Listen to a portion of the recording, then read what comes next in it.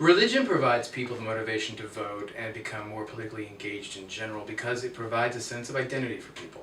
It provides them a sense of what is going on in the world and why. It gives them sort of a roadmap to understanding what's happening. And when you have that kind of orientation, it's very difficult for people who believe that their religious views provide a sense of understanding about the world not to use that to become politically engaged.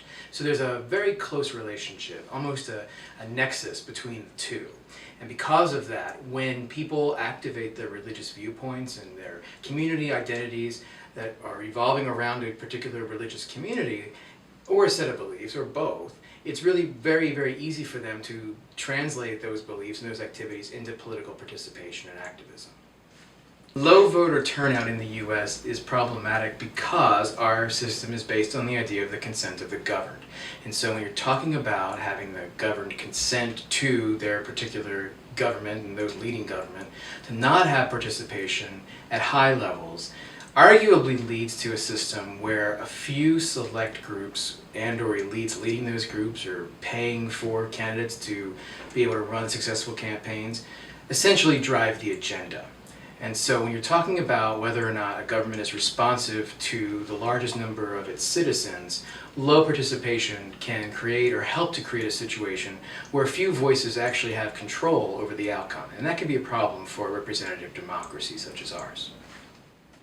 A partisan media can really dampen enthusiasm in some quarters for political activity. It's almost as if people find politics nowadays to be a bit unsavory because of the level of conflict, especially if you see it reified through the media and media outlets and media commentators making everything into this sort of partisan zero-sum game. And that can be very difficult when you're talking about whether or not we're having careful and deliberative and contextual discussions about some complex policy issues.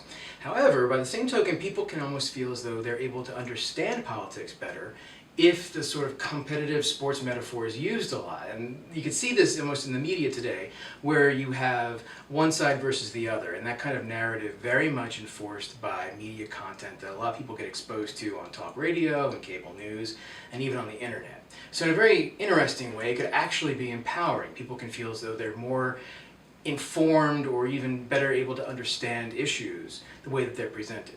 Whether or not they truly understand the complexity of certain issues in that situation, though, remains to be determined.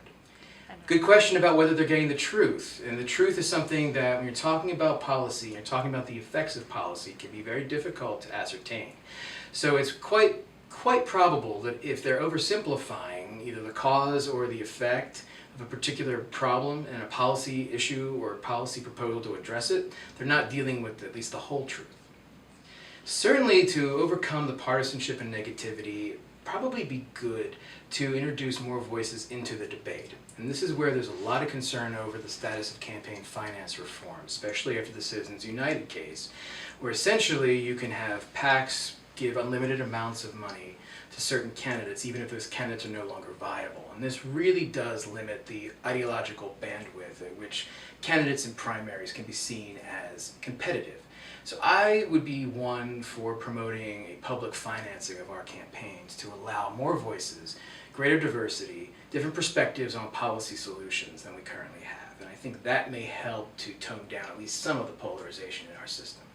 Yeah, I mean, certainly the study of religion and politics is one that has been done by many qualified and very insightful scholars for decades. And the presentation today is going to be about next steps, where the study of religion and politics and mobilization more specifically can go from a methodological standpoint. So I'm very excited to be presenting some ideas for scholars and even just interested citizens or activists that they can use to become more engaged, but also to better understand religion and politics as a joint phenomenon. Because again, there is an identity-based component to becoming mobilized through their religion. And that mobilization is very important for democratic participation.